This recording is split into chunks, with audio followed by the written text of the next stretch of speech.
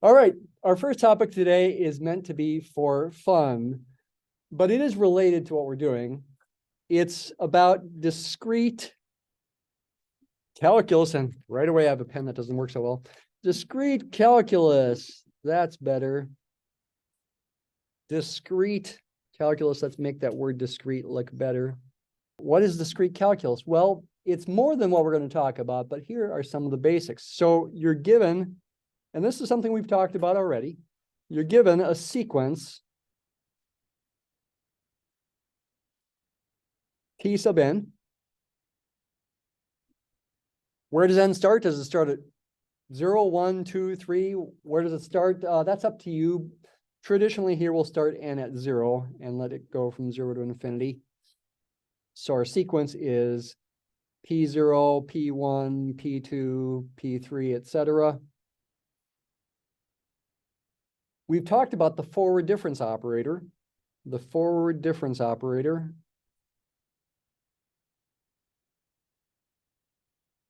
We talked about this with the Aitken's delta squared method.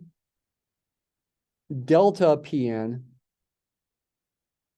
is a new sequence whose index starts at the same index that the original sequence does, 0. When n is 0, we want to do P1 minus P0. When n is 1, we want to do P2 minus P1. So in general, it's going to be Pn plus 1 minus Pn. This will be for n equals 0, 1, 2, 3, etc. So this is generating a new sequence.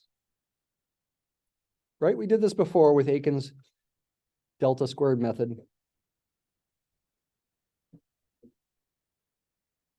Let's have a little fun playing with this a little bit right now with the spreadsheet. I do have a main spreadsheet for today. I suppose we could create a new tab here for what we're going to do right now.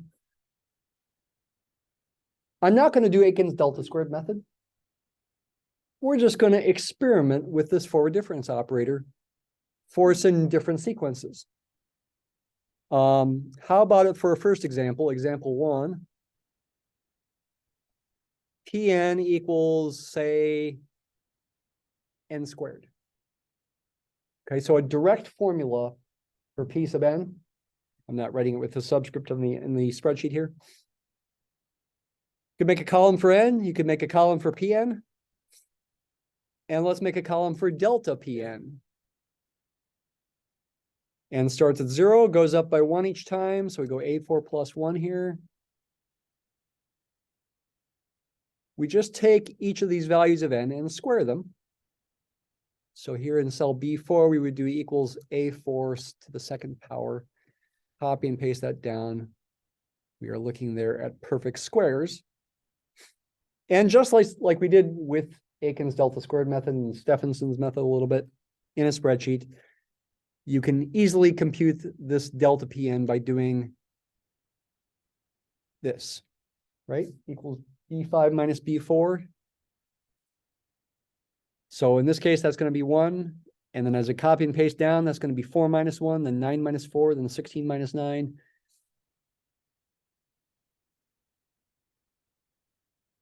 Oops. Okay. So we created a new sequence. Actually, don't do that last one. That's related to the original sequence. Let's make this a little bit bigger. Something else you should notice about it, this delta Pn sequence for this example looks fairly simple, doesn't it? It's got a special name. It's called an arithmetic sequence. Every number goes up by 2 to get the next number. What would happen if we applied delta to that? If we did delta squared to the original sequence? Delta squared Pn. Effectively, by copying and pasting the formula from cell C4 into D4, 3 minus 1 is 2, 5 minus 3 is 2, etc. I get a bunch of 2s. And what if we did delta cubed Pn? Apply the difference operator 3 times the original sequence. Now we get a bunch of zeros. What does this feel like? What is this similar to from your previous math education? except it was continuous instead of discrete.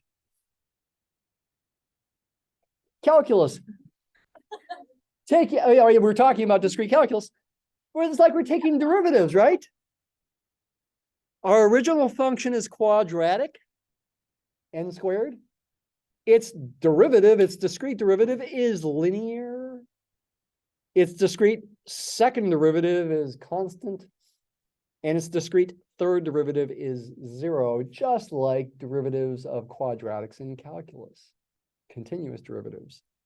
Let's try another example. Example 2 over here. How about Pn equals n cubed? The same kind of thing. Copy and paste this over. Copy and paste this over. There are, excuse me, I shouldn't have copied and pasted. Cube instead of square. But for the next column, I can copy and paste over. So those are a bunch of perfect cubes. Apply delta to that sequence. This is a cubic function of n. Do a discrete derivative, you get this sequence. That's not n squared, but it does behave, it turns out, in a quadratic kind of way. If we apply delta again, hey, that is a linear sequence that's going up by 6 each time. Apply it again. It's a constant sequence. Apply it again to compute its fourth discrete derivative, and you get a bunch of zeros. Just like with cubics in calculus, continuous variable cubics, the fourth derivative would be 0. Interesting. Let's try another example. How about an exponential function? Example 3, like 2 to the n. What happens when you do discrete derivatives of exponential functions? So this time we're taking n and making it the exponent of 2, like this. 2 to the 0 is 1, 2 to the first is 2, 2 squared is 4, 2 cubed is 8, etc. What happens now when we apply delta, the delta operator to this? We're taking differences. You could do it in your head. 2 minus 1 is 1, 4 minus 2 is 2, 8 minus 4 is 4. Hey, we get the same sequence? Yeah, you get the exact same sequence. The derivative of an exponential is itself, except it's not base e, it's base 2. And if I keep applying delta, I continue to get the same sequence over and over again. The discrete derivative of 2 to the n is itself, just like the calculus, regular calculus derivative of e to the x is e to the x itself. Does that work if I try a different base? Example 4, how about 3 to the n? Let's just copy and paste this whole thing and make appropriate modifications. Make this 3 to the n instead of 2 to the n. No, it doesn't quite work. But it's still proportional, isn't it? This sequence is double the original sequence when the base is 3. This one's quadruple. This one's, what would that be? Octuple? 8 times the original sequence. Then I don't know what to call that one. 16 times the original sequence. So it's proportional to itself, just like in calculus, the derivative of, say, b to the x, when b is not necessarily equal to e, is still proportional to b to the x. The factor is natural log of b. You might wonder, can we discover what the factor is here in general? Maybe. Can we confirm this symbolically? Well, like if P sub n is n squared,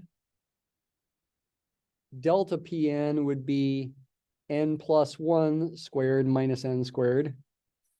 Expand that out, you get n squared plus 2n plus 1 minus n squared, which simplifies to 2n plus 1. So it's not the derivative, the discrete derivative of n squared is not 2n, it's 2n plus 1. In the case n cubed, delta Pn is n plus 1 cubed minus n cubed. Expand that out with the binomial theorem, you get n cubed plus 3n squared plus 3n plus 1 minus n cubed. The n cubes cancel. You don't get 3n squared, you get 3n squared plus 3n plus 1.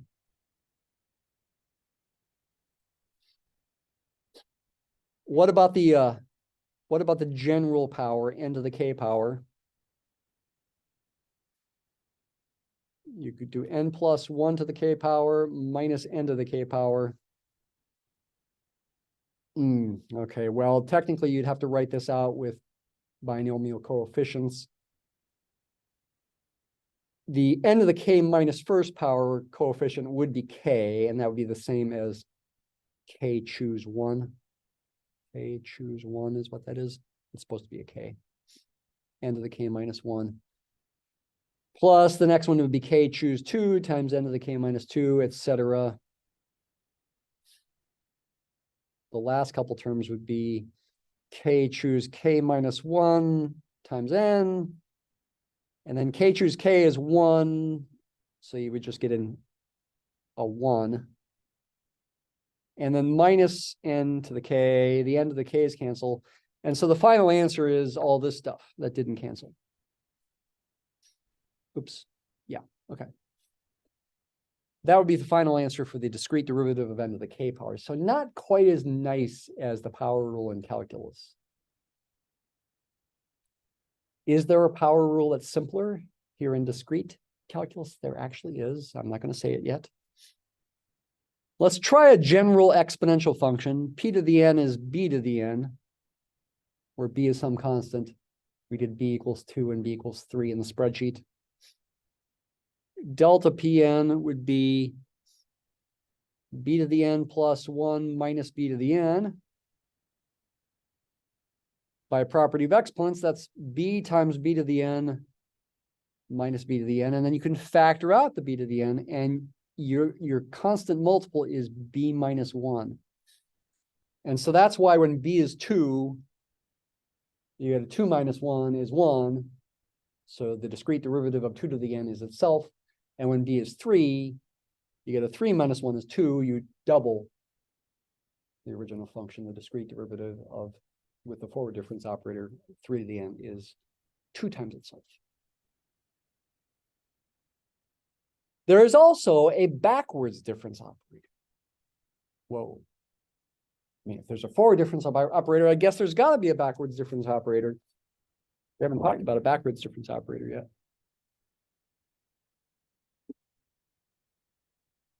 Make delta upside down. That's the backwards difference operator. Backwards difference operator.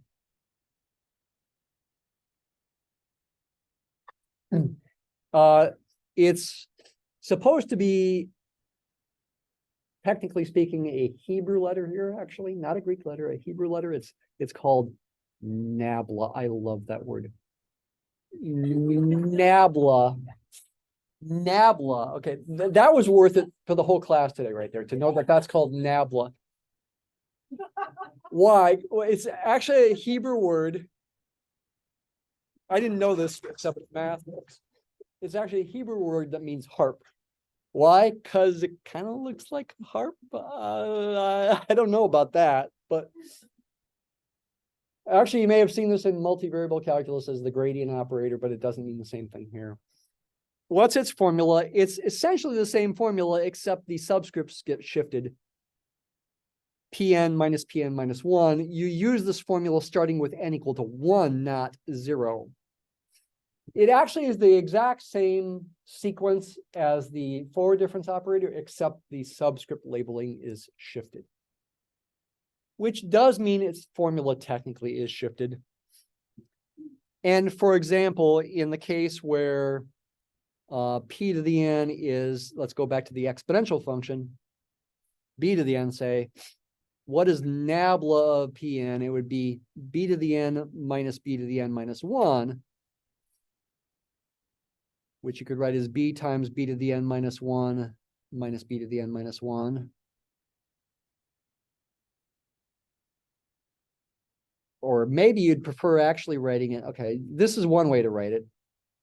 So it's b minus 1 times not the original function, but the original function sort of shifted to the right.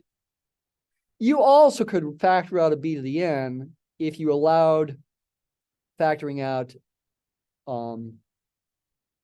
let's see, factor out a b to the n if you did it like this.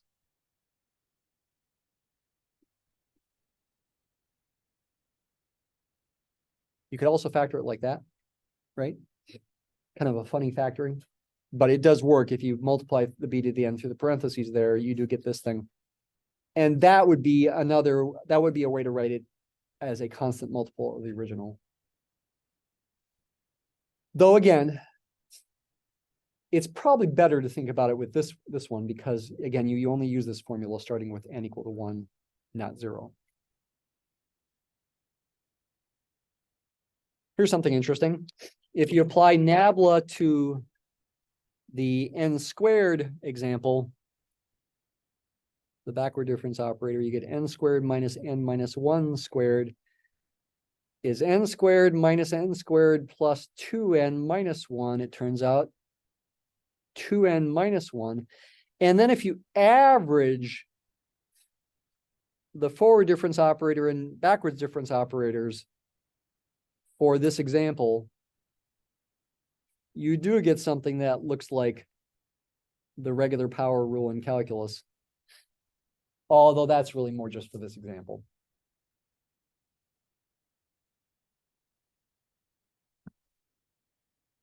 We are going to use this stuff for our main topic today.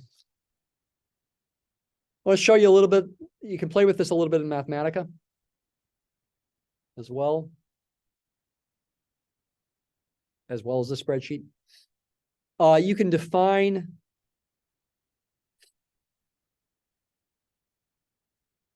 the forward difference operator, for example, like this. Just enter that. So I'm calling it capital delta of P. What is P? P is an arbitrary sequence that I'm imagining plugging in. And how do I compute it? I compute P of n plus 1 minus P of n. It does have other properties that are similar to calculus derivatives, like linearity. The discrete derivative of a linear combination of two functions Pn and Qn, two sequences Pn and Qn, alpha times Pn plus beta times Qn is alpha times the discrete derivative of the first one plus beta times the discrete derivative of the second one.